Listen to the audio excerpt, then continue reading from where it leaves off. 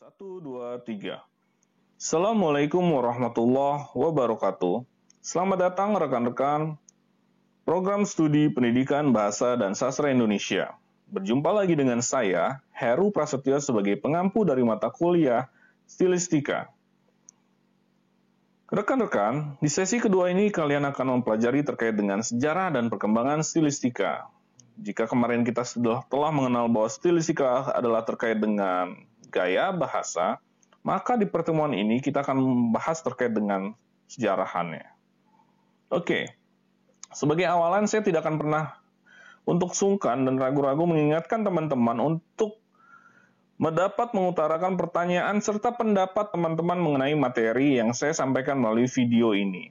Pertanyaan serta pendapat mengenai materi dapat kalian sampaikan melalui kanal kolom komentar di video YouTube atau melalui forum diskusi di Fiklas Unila ACID. Terima kasih. Oke, berikutnya terkait dengan sejarah dan perkembangan stilistika.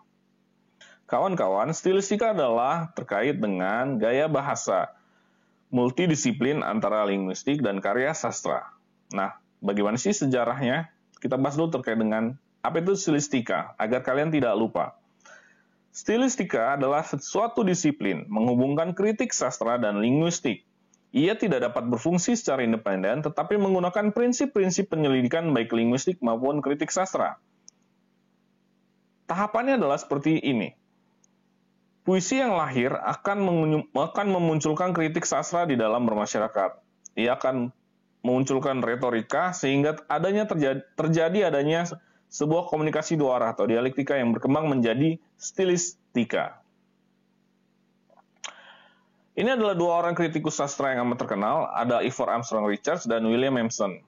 Keduanya mengembangkan pendekatan untuk berkonsentrasi pada teks sastra itu sendiri, dan bagaimana pembaca dipengaruhi oleh teks tersebut. Pendekatan itu sering kita kenal sebagai kritik praktis atau practical criticism. Pandangan ini untuk mengimbangi gerakan kritis yang ada di Amerika Serikat yang dimunculkan oleh Glenn Brooks yang disebut kritik baru atau New Criticism. Lalu bagaimana dengan stilistika? Stilistika modern berakar pada formalisme Rusia pada awal abad ke-20. Stilistika dapat menelusuri akarnya ke tradisi formalis yang berkembang dalam kritik sastra Rusia pada pergantian abad ke-20. Salah satu teman-teman mengenal lewat teori sastra modern yaitu Roman Jakobson melalui teori komunikasinya yang berfokus pada bahasa puisi dan studi tentang kualitas formalnya. Teman-teman tentu ingatkan ada makna puitis, makna fatis, makna referensial. Nah, jika kalian lupa, kalian bisa melihatnya di atas ya. Ada video tersendiri yang telah saya buat terkait dengan teori komunikasi Jakobson. Berikutnya terkait dengan apa itu stilistika, sifat, lingkup, dan signifikasinya. Apa itu stilistika? Sudah pernah kita bahas. Adalah metode kritis yang menganalisis karya sastra berdasarkan gaya bahasanya. Peneliti akan berfokus pada analisis pilihan gaya penulis yang berkaitan dengan diksi atau pilihan kata, sintaksis, fonologi, dan bahasa kiasannya. Bisa majas dan sejenisnya ya. Lalu dalam menganalisis karya sastra, penata gaya mengeksplorasi topik. Apakah menulis menggunakan ucapan sehari-hari atau bahasa yang lebih tinggi? Apakah mereka menggunakan sintaksis periodik atau longgar? Apakah mereka menggunakan citra visual atau pendengaran yang dominan?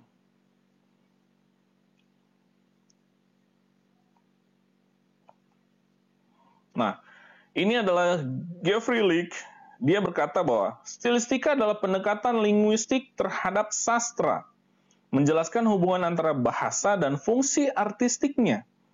Dengan pertanyaan yang memotivasi seperti mengapa dan bagaimana. Lebih dari apa.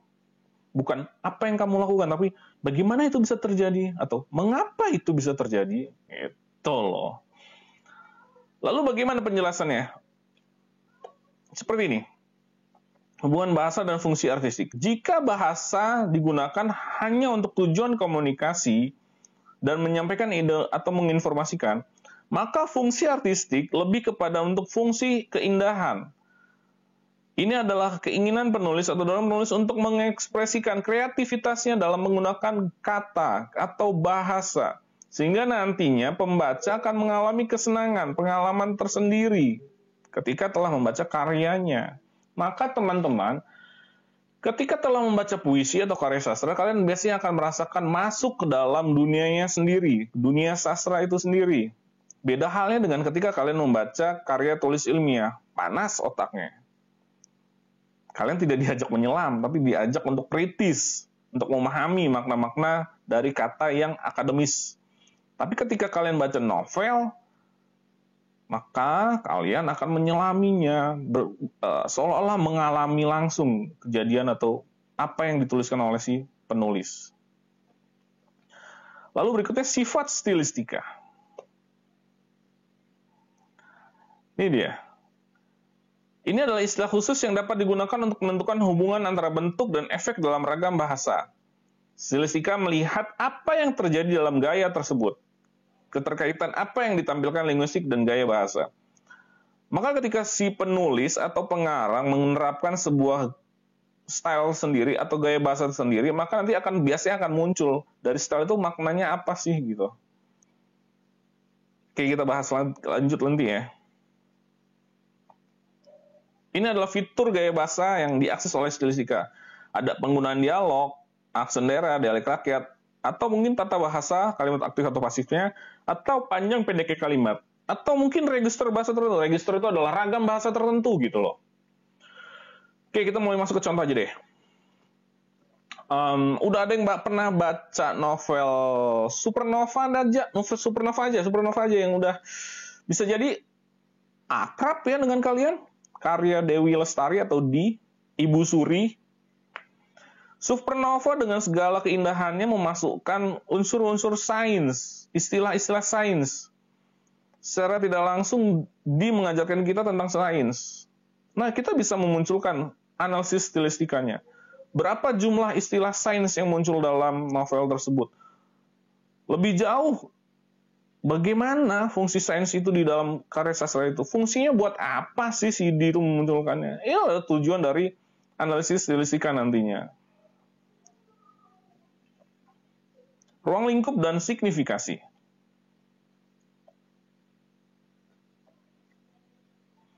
Ada David Lodge yang mengatakan bahwa tidak mungkin memparafrasekan tulisan-tulisan sastra, menerjemahkan karya sastra, atau menceraikan apresiasi umum suatu karya sastra dari apresiasi gayanya. Karena pada akhirnya akan berakibat hilangnya makna metaforis yang tak terelakkan. Ini tulisan David Lodge yang ada di dalam Language of Fiction. Ada, bisa di-download atau mungkin teman-teman bisa mau baca, tapi dalam bahasa Inggris itu coy. Oke, sederhananya gini. Ketika kalian menulis karya tulis ilmiah, kalian menuliskan kembali pendapat atau teori-teori dari para ahli.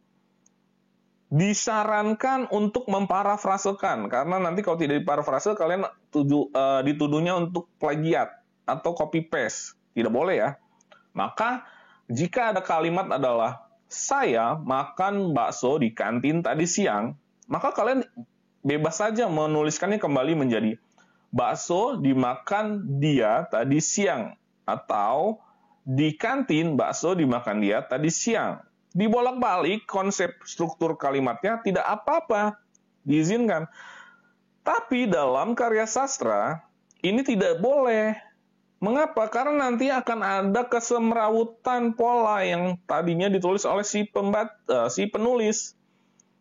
Tujuan-tujuan dari keindahan bahasa, struktur-struktur dari bahasa yang sudah ditulis oleh si pengarang akan hancur, akan tidak lagi kena dari tujuan yang disampaikan oleh si penulis. Maka di sini boleh saja diterjemahkan sebuah karya sastra, tapi tidak disarankan. Mengapa? Karena dalam sebuah bahasa, satu kata itu tidak bisa atau mungkin jarang memiliki makna yang sebenarnya. Seperti itu. Kadang sulit menemukan arti terdekat dari sebuah kata. Maka penerjemahan itu membutuhkan usaha yang sangat kuat dan sulit sih sebenarnya. Jika karya Laskar Pelangi diterjemahkan dalam puluhan bahasa, maka ada sebuah usaha yang keras untuk menerjemahkan kata per kata dalam karya sastra Laskar Pelangi ke dalam bahasa-bahasa tujuannya. Karena bahasa Indonesia itu kompleks. bisa saja diartikan dalam bahasa Inggris, tapi padanannya justru akan sangat berbeda. Seperti itu. Maka, itu yang dikatakan David Lodge. Tidak mungkin. Bisa, tapi tidak mungkin. Ruang lingkup stilistika. Stilistika adalah studi tentang gaya bahasa yang digunakan dalam bahasa sastra dan bahasa verbal, serta pengaruh yang ingin dikomunikasikan oleh penulis kepada pembaca. Tadi yang dikatakan bahwa ketika bicara tentang stilistika akan bicara tentang sosialisasi, produksi, penerimaan makna, kritik sastra, dan analisis wacana kritis. Kita akan menyelami satu persatu bahasa yang digunakannya. Apa sih style atau gaya yang dominan dalam penulisan karya sastra? Apakah majasnya, apakah penggunaan dari kata gantinya, ataukah penggunaan dari ragam bahasanya? Ya, kita tidak tahu. Kita justru harus menyelami dan menganalisisnya. Cakupan stilistika.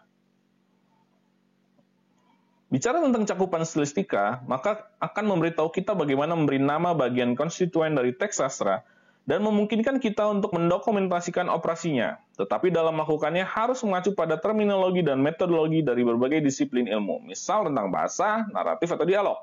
Karena studi tentang unit dasar dan prinsip semua penggunaan linguistik seperti fonem, kelas tata bahasa, bentuk organisasi, sintaksis, urutan ritme, dan lain-lain adalah bagian tidak terpisahkan dari kajian stilistika.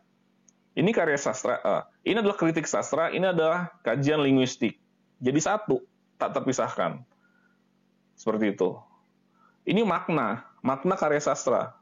Ini adalah karya kritik sastra, ini adalah linguistik. Maka keduanya ini berusaha untuk membedah makna apa sih yang ingin ditampilkan dari sebuah karya sastra? Seperti itu.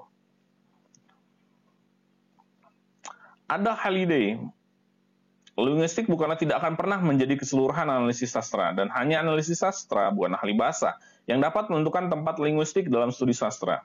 Tetapi jika sebuah teks ingin dideskripsikan, maka teks tersebut harus dijelaskan dengan benar oleh teori dan metode yang digunakan dalam linguistik, yang tugasnya justru menunjukkan bagaimana bahasa bekerja. Sederhananya gini, ketika para linguis bicara tentang karya sastra, justru bicara tentang linguistik saja gitu. Fenomena bahasanya saja yang terjadi. Tapi ketika analis sastra bekerja menggunakan linguistik, maka dia akan belajar menganalisisnya bukan hanya tentang pemaknaan linguistiknya saja, tapi pemaknaan dari karya sastra itu sendiri. Itu yang ingin disampaikan oleh Halliday. Teman-teman bisa membacanya dalam buku Descriptive Linguistics in Literary Studies, Stylistic and Psychology. Bahasa Inggris lagi itu. Oke, ini adalah cakupan stilistika. Ini adalah sebagian kecil karena di luaran masih banyak ya. Kalau bicara tentang linguistik bukan hanya semiotika atau sosiolinguistik, teman-teman bisa bertemu dengan gramatikal, bicara tentang fonologi, ya kan? Kalau bicara tentang sastranya tidak hanya kritik sastra atau strukturalisme, bisa saja tentang sosiologi sastra, psikologi sastra, ya kan? Atau resepsi pembaca, atau studi gender, seperti itu. Ini adalah kaitan antara kritik sastra dan linguistiknya. Jadi satu kesatuan tidak terpisahkan. Ini bagian kecil yang saya tampilkan. Tujuan akhirnya adalah ada dua hal. Ketika kalian menganalisis melalui stilistika, yang pertama adalah deskripsi atau menentukan fitur ciri gaya bahasa yang paling dominan dari kategori tata bahasa mana yang menjadi gaya bahasa. Misalkan, dalam satu novel tersebut muncul 30 majas hiperbol. Itu terkait dengan deskripsi. Tapi bagaimana fitur fungsi stilistika yang kabur dalam sebuah makna teks atau interpretasi, maka nanti dijelaskan jumlah 30 majas hiperbol yang muncul dalam sebuah karya sastra itu tujuannya untuk apa? Nah, itu terkait dengan interpretasi. Jadi kalau bicara tentang stilistika ada dua fungsinya. Deskripsi, menjelaskan tentang detail gaya bahasa yang muncul, atau menginterpretasikan gaya bahasa tersebut digunakan untuk menjelaskan bagaimana cara memaknai dari karya sastra itu sendiri. Gitu ya, ada dua. Nah, how a writer writes. Apa yang penulis lakukan adalah untuk perangkat yang digunakan penulis untuk mengekspresikan pemikiran mereka dan menyampaikan materi pokok karya atau gaya bahasa atau bentuknya. Tapi ketika bicara tentang what a writer writes, apa yang penulis tulis adalah konten yang oleh para kritikus atau peneliti disebut sebagai kandungan atau informasi atau pemaknaan. Seperti itu. Si penulis ya kan? Melihatnya itu sebagai gaya bahasa, tapi kita melihatnya itu adalah pemaknaan atau informasi besar di dalamnya gaya bahasa tersebut. Kualitas estetika akan bicara tentang kualitas gaya penulisan, sementara reaksi emosional pembaca akan bicara tentang bagaimana pengaruhnya terhadap pembaca, resepsi sastranya sendiri. Oke, demikian berakhir stilistika sastra sesi kedua. Terima kasih saya ucapkan kepada teman-teman atas kesetiaan dan kesediaannya bergabung dalam video stilistika sastra sesi kedua ini. Selanjutnya, pesan sponsor, tetap patuhi dan taati protokol kesehatan. Silahkan teman-teman mencuci tangan, menggunakan sabun di air yang mengalir, menggunakan masker, tidak berkerumun, dan menjaga jarak. Semoga kita diberikan kesempatan untuk tatap muka di gedung C, gedung F, tidak ada yang tahu. Tetap sehat, tetap semangat, dan saya ucapkan terima kasih atas kesetiaannya. Jangan lupa sampaikan pertanyaan atau pendapat kalian di kolom komentar video ini atau langsung di fitur forum diskusi. Terima kasih atas kesetiaan dan kesediaan teman-teman. Berjumpa dengan sesi ketiga di pertemuan berikutnya. Terima kasih. Wassalamualaikum warahmatullahi wabarakatuh.